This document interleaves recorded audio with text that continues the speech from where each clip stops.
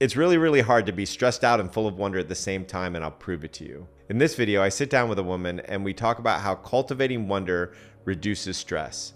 And we do a superficial experiment at first, and then we do a deeper experiment later on in the video. And I invite you to do the experiments with us, because this gets it to be in your body, not just in your mind, and it can totally change your relationship with stress. So take a moment, close your eyes. Take a breath. All right, I want you to imagine that you are in a jungle and you hear something in the woods, just like behind you, you hear some rustling, you look over and it is a tiger, and it is a fucking massive tiger. It is huge. It is coming at you. You can smell it. It's starting to run. You can feel its feet land. It's such a big tiger. You start running as hard as you can. You are running as fast as you can, but it's catching up to you. It's going to get you. You know that this is your time to die. This is it. It's coming for you. You're about to fucking feel it pounce. And now I just want you to wonder how much it weighs.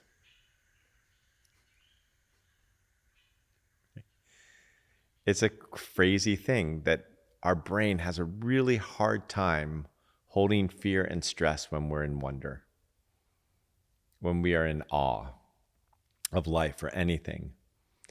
And it's what makes people really capable of seeing different points of view and coming up with great solutions to problems, is to be in wonder, to have an open mind, and to be in awe of the world. So this is how it works.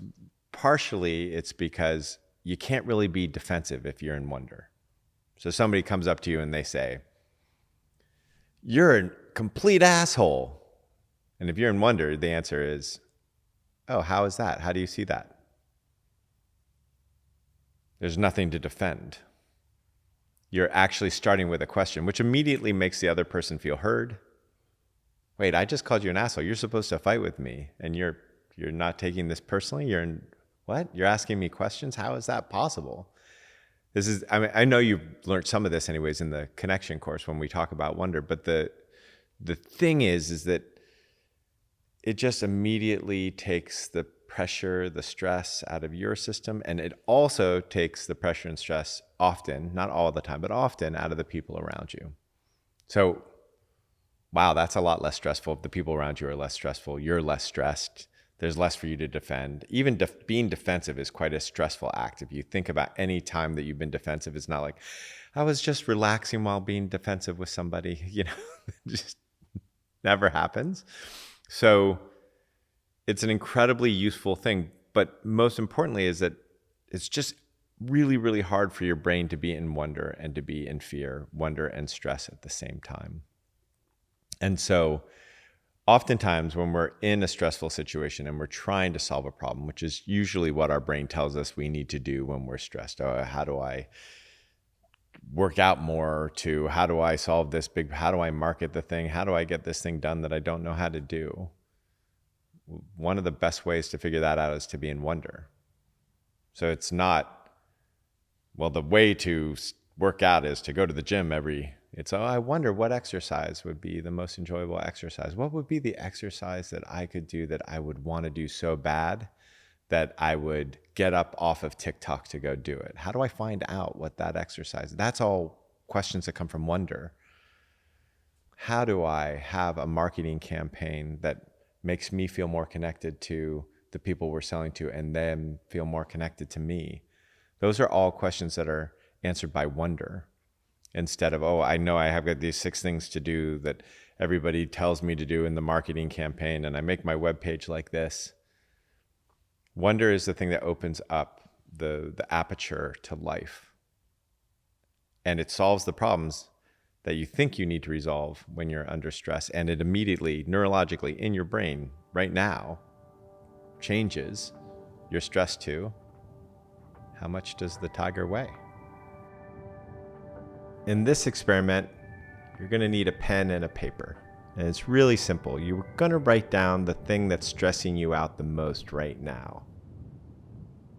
Whether it's something at your work or something in a relationship or anything you can think of that is creating a lot of stress for you. And I want you to write down 15 things that you don't know about it. stuff that you have no idea about. So if it is your relationship and you're fighting with your wife, then what's the experience like for her is something you don't know anything about. Or what's the neurological causation of fights is another one. Or what's the thing that you're actually scared of happening? What are you fighting for exactly? What does your ego have to do with fight? So whatever it is that you have no idea about regarding the fight, or about the business problem, or about the problem with your boss, or about your boss, or whatever the stress is, I want you to write down 15 things that you know nothing about regarding this issue. And when you're done writing those 15 things, then you're going to write one question that begins with how or what around each one of those things. So if you don't know what your boss is really trying to get you to do, what is my boss trying to get me to do? Or if you don't know how your wife feels about the marriage, then you can say, I wonder how my wife feels about our marriage. And so just write those questions down and be in the wonder of those questions. Pause the video, go ahead and do that. Okay, now that you're playing the video again and you have that list of questions about things you don't know anything about, notice what's happened to your stress. Notice the action items that you didn't have before that you have now. Notice what questions you can ask of different people to allow you to solve this problem. This is how powerful wonder is in regards to stress. When I was a kid, my dad was, in the teenage years, not a great father, to say the least, right? Alcoholism, abusive, verbal abuse. It was just horrible. And there was this necessary step that I had to take to separate myself from my father. I had to take some steps where he was the bad guy and I was oppressed by him, so that I could create enough separation so I could find myself, or start to find myself. But at some point, that anger at my father prevented my healing. So separating myself and being angry at him was a very necessary step. And also, learning to forgive and love him was a necessary step for me to be able to actually be authentic and to be myself. And when I was learning to forgive and love him, the first thing was curiosity, was wonder. And that wonder was about what was happening with my father.